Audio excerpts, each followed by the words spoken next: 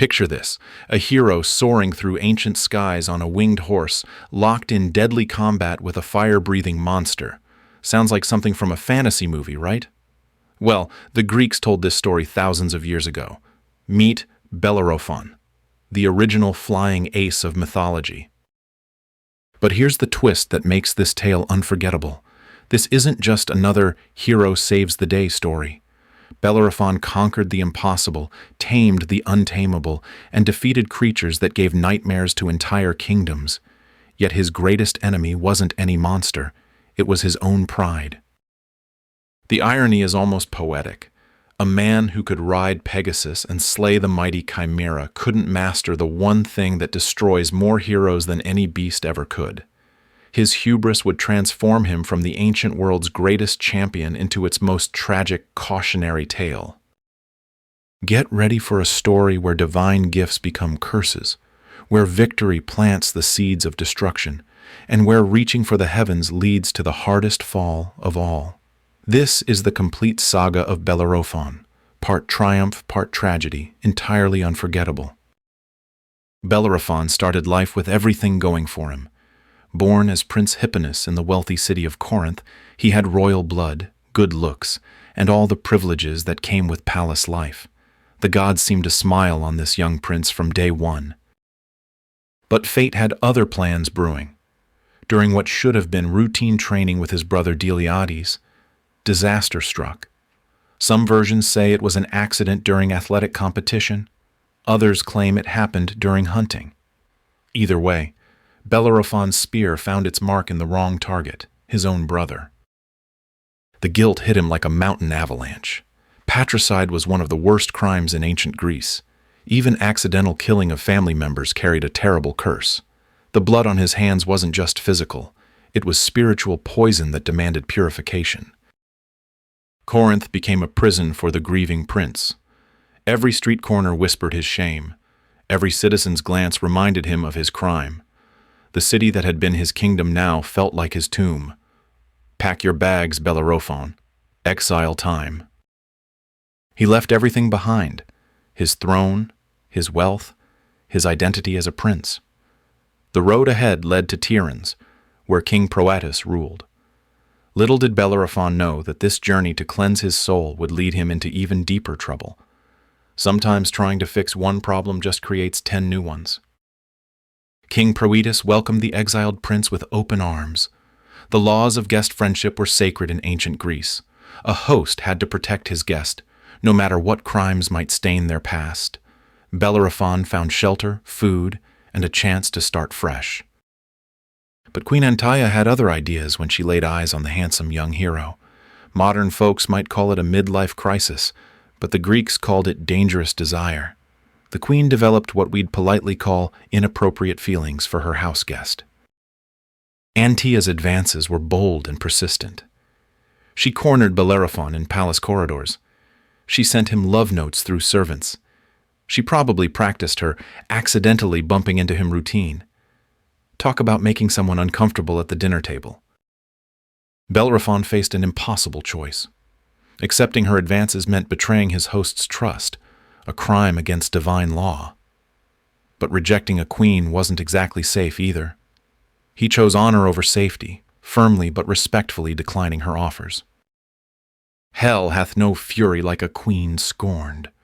Antaea's embarrassment quickly turned to rage. If she couldn't have Bellerophon as her lover, she'd destroy him as her enemy. She went straight to King Proetus with a devastating lie. Her story was simple and deadly.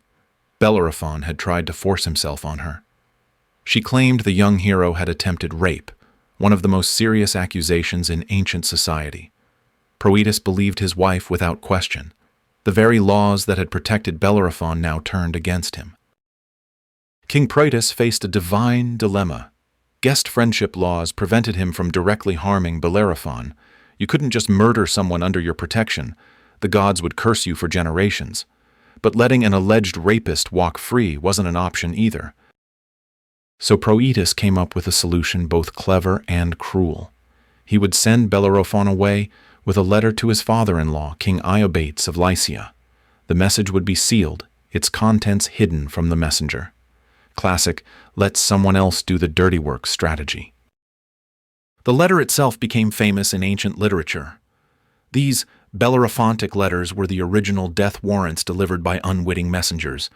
The sealed papyrus contained a simple request: kill the bearer of this message. Talk about having your cake and eating it too. Pegasus would get his revenge without violating sacred hospitality laws. Bellerophon accepted the mission eagerly. Here was a chance to prove his worth, maybe even earn his way back into royal favor. He had no idea he was carrying his own death sentence across the Mediterranean Sea. The journey to Lycia took weeks by ship and foot. Bellerophon probably spent the time planning his presentation to King Iobates, rehearsing how he'd deliver this important diplomatic message. If only he knew what those innocent-looking papyrus rolls actually contained. Sometimes ignorance really is bliss, until it isn't. King Iobates read the sealed letter in private. His face must have been a picture when he realized what Pegasus was asking. Kill this young hero? The same hero who just traveled hundreds of miles to deliver a message? The irony was almost too bitter to swallow. But Iobates faced the same divine dilemma as Pegasus. Guest friendship laws tied his hands. He couldn't just execute Bellerophon outright. So he came up with his own twisted solution: give the hero an impossible task. If the gods wanted him dead, they'd arrange it. If not, well, miracles could happen. Enter the Chimera, nature's most terrifying mistake. Picture this: a lion's head with teeth like daggers, breathing white-hot flames, a goat's body in the middle, sturdy and quick, a serpent's tail that could strike faster than lightning. This wasn't just a monster. It was 3 nightmares rolled into one package. The Chimera had been terrorizing Lycia for months. It burned entire villages to ash. Livestock disappeared overnight. Travelers vanished on mountain roads, leaving only scorch marks and the smell of sulfur. Even trained armies refused to face this beast. Iobates presented the task casually, as if asking someone to fetch groceries. "Oh, by the way, Bellerophon, think you could handle our little Chimera problem? Just a small favor while you're visiting." The king probably fought hard not to smirk. Bellerophon's heart sank to his sandals. He'd heard the stories about this creature. Every warrior in Greece knew the Chimera's reputation. This wasn't a quest. It was an elaborate execution. But refusing meant admitting cowardice, which was worse than death for a hero. He accepted the challenge with outward confidence and inner terror. That night, alone in his guest chamber, Bellerophon prayed desperately to every god he could name. He needed a miracle. Little did he know that Athena had already been watching his story unfold. That night, dreams filled with divine whispers visited Bellerophon's sleep. Athena herself appeared, goddess of wisdom and strategic warfare. She didn't offer empty comfort or vague encouragement. Instead, she gave him practical, life-saving advice. Find the sacred spring where Pegasus drinks. Pegasus wasn't just any flying horse. Born from Medusa's blood when Perseus beheaded her, this magnificent creature was speed and beauty combined. His coat shone whiter than fresh snow. His wings could carry him faster than the wind itself, but he'd never allowed any mortal to ride him. Athena's gift came with detailed instructions. She handed Bellerophon a golden bridle, crafted by divine hands. The goddess explained exactly where to find Pegasus and how to approach him. Even gods understood that some tasks required the right equipment. At dawn, Bellerophon crept to the sacred spring. His heart hammered against his ribs as he spotted the legendary winged horse. Pegasus stood drinking, morning sunlight making his coat glow like marble. His massive wings folded elegantly against his sides. The approach required patience and perfect timing. One wrong move would send Pegasus soaring beyond reach forever. Bellerophon held his breath, stepped forward, and slipped the golden bridle over the horse's head. Magic flowed through the divine metal. Pegasus didn't fight or flee. The bridle carried Athena's blessing, creating an instant bond between horse and rider. As Bellerophon swung onto that broad back, he felt the goddess's favor flowing through him. Sometimes the gods really do help those who help themselves, especially when they're about to face impossible odds. The sensation of flight was indescribable. Earth fell away beneath them as Pegasus's powerful wings caught the morning air. Bellerophon had gone from ground-bound warrior to aerial cavalry in minutes. Now he had a fighting chance against the Chimera. The Chimera's lair sat high in the Lycian mountains, surrounded by burned forest and bleached bones. Smoke rose from the cave mouth like incense from Hell's altar. Even from a distance, the smell of sulfur and death made Pegasus snort nervously. Bellerophon had prepared carefully for this moment. His lead-tipped spear gleamed in the morning sun, a weapon chosen for very specific reasons. Lead melts easily under extreme heat, and the Chimera breathed flames hot enough to forge steel. This wasn't just about piercing hide. It was about using the monster's own power against it. The beast emerged as they approached, sensing challenge in the air. The Chimera was even more terrifying in person than in stories. Its lion head roared with earth-shaking power. The goat body moved with surprising grace. The serpent tail whipped through the air, testing striking distances. Fire erupted from the creature's throat like a volcanic explosion. But Pegasus was ready, banking left and climbing rapidly. The aerial advantage was everything Bellerophon had hoped for. The Chimera could breathe fire, but it couldn't fly. Ground-bound monsters suddenly looked a lot less scary from above. The battle became a deadly dance. Pegasus swooped and dove while Bellerophon aimed his spear. The Chimera leaped and snapped, its flame breath creating walls of heat that singed the air itself. Each near miss taught both sides new lessons about aerial combat. Then came the perfect moment. Pegasus dove straight at the monster's open mouth as it prepared another flame attack.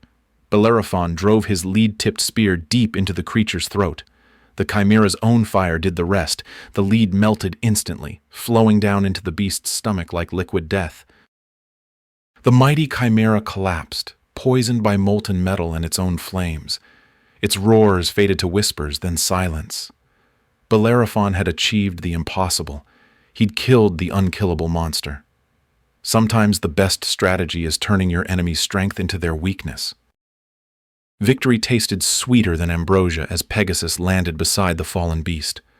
Bellerophon had proven himself worthy of divine favor.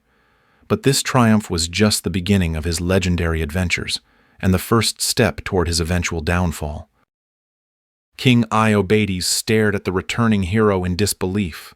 Bellerophon had actually killed the Chimera, but the king wasn't ready to give up his deadly game just yet. He had another brilliant idea. Send our hero against the fierce Solimi tribes. These mountain warriors were known for their brutal fighting skills and had been terrorizing the region for years. Bellerophon mounted Pegasus once again. The aerial advantage proved unstoppable against ground-based enemies. He swooped down like a divine eagle, striking with precision and retreating before the Solimi could even aim their spears. The entire tribe fell before his might.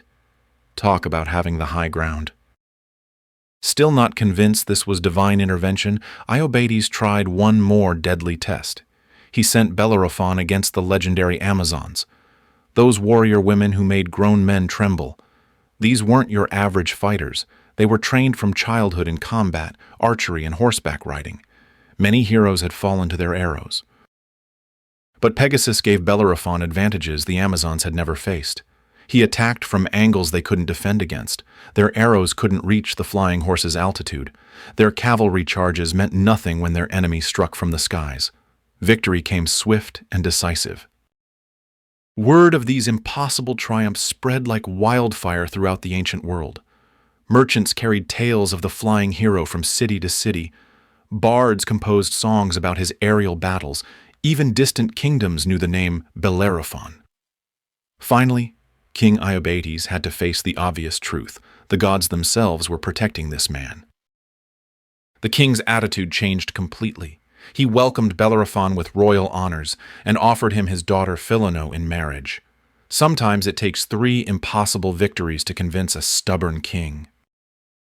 Princess Philono was beautiful, intelligent, and everything a hero could want in a wife.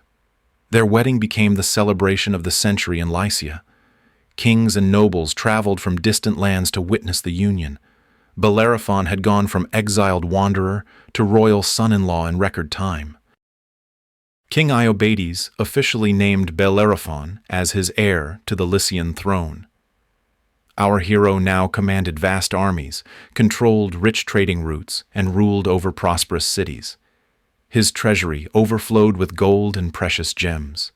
His stables housed the finest horses in the world, though none could compare to Pegasus.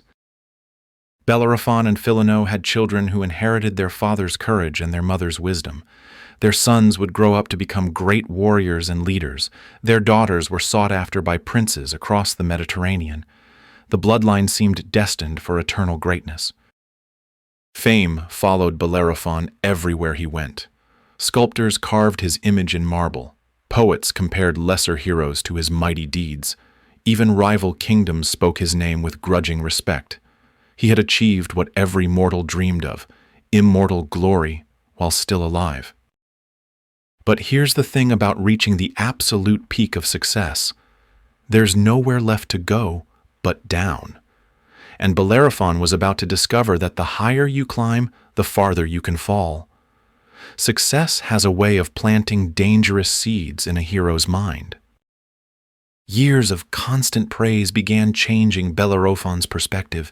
Every victory, every cheer, every royal feast in his honor fed his growing pride. He started believing his own legendary status. After all, he had killed the unkillable monster, defeated impossible enemies, and earned divine favor. Surely this made him special among mortals. Bellerophon gazed up at Mount Olympus during his evening flights on Pegasus. Those marble halls housed the gods who had blessed him with victory. But a dangerous thought crept into his mind. Hadn't he proven himself worthy of their company? His deeds rivaled those of many divine beings. His fame exceeded that of countless minor gods. The hero began comparing himself to the Olympians. He had Pegasus, a divine creature. He wielded weapons blessed by the gods. His victories were sung throughout the mortal world. What exactly separated him from immortal status? The line seemed thinner with each passing day. Pride whispered seductive arguments in Bellerophon's ear. Mortals worshipped heroes who had achieved far less than he had. Gods had intervened directly to ensure his success. Clearly, he belonged among the divine ranks on Mount Olympus. The time had come to claim his rightful place. One fateful morning, Bellerophon made the decision that would destroy everything. He would ride Pegasus to the home of the gods themselves, not as a supplicant seeking favor, but as an equal demanding recognition. This wasn't courage. This was hubris in its purest, most dangerous form. The ancient Greeks had a specific word for this fatal flaw because they saw it destroy heroes again and again. Hubris meant more than simple pride. It represented the mortal presumption to challenge divine authority, and the gods had zero tolerance for such behavior. Bellerophon climbed onto Pegasus that morning, believing he was ascending to glory. In reality, he was mounting his own destruction.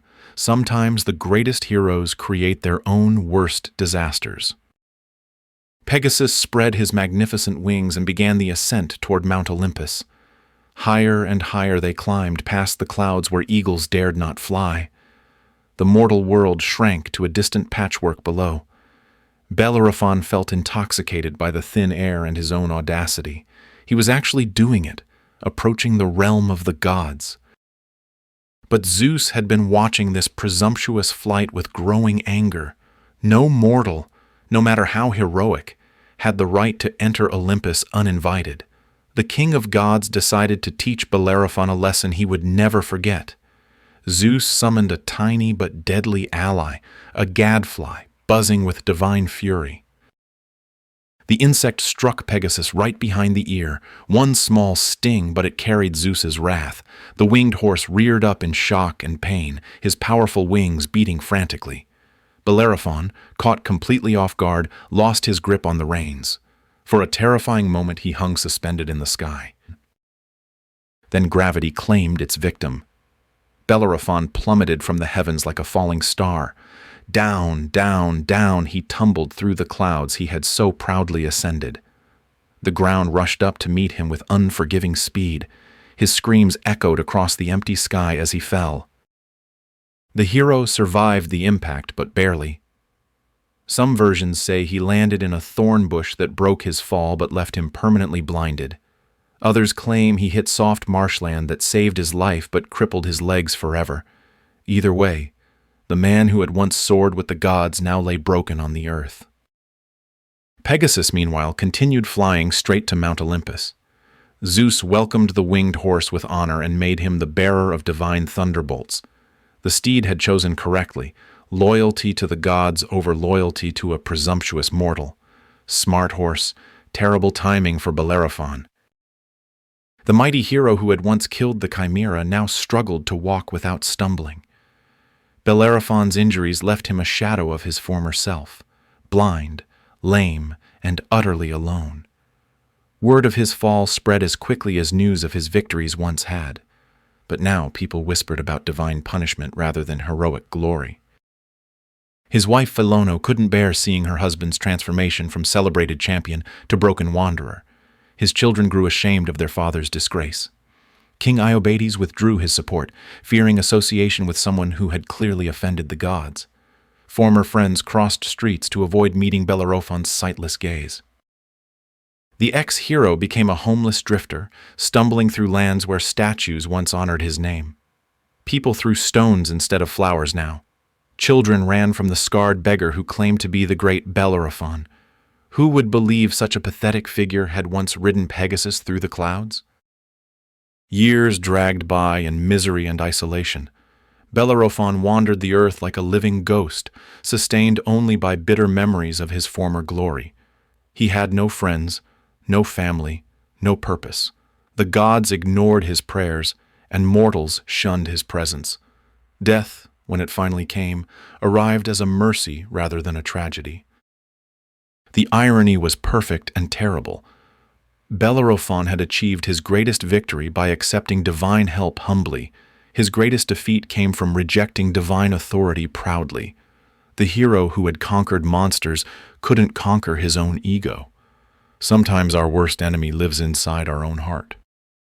Modern psychologists would recognize Bellerophon's story as a classic case study in the dangers of unchecked ambition and narcissistic pride. His tale resonates across cultures because every society has witnessed similar falls from grace. Corporate executives, political leaders, sports stars, history is littered with people who achieved great heights only to destroy themselves through hubris. The myth connects directly to other famous mythological warnings about pride. Icarus flew too close to the sun with his wax wings. Narcissus fell in love with his own reflection. Phaethon demanded to drive the sun chariot and nearly burned down the world. These stories all carry the same message. Know your limits, respect higher powers, and remember that success can be more dangerous than failure. But here's what makes Bellerophon's story particularly fascinating. He actually had legitimate reasons for his pride. Unlike purely cautionary tales, this hero genuinely accomplished impossible things. He really did kill an unkillable monster and earn divine favor. The gods actually had blessed him with miraculous abilities. His fall feels more tragic because his confidence wasn't entirely unjustified. What do you think about Bellerophon's choices? Was his desire to join the gods understandable given his achievements, or was he clearly overstepping divine boundaries? Have you seen similar patterns of success leading to downfall in modern times? Drop your thoughts in the comments below. And if you enjoyed this deep dive into Greek mythology's most complex cautionary tale, hit that like button and subscribe for more stories of heroes, monsters, and the thin line between glory and disaster.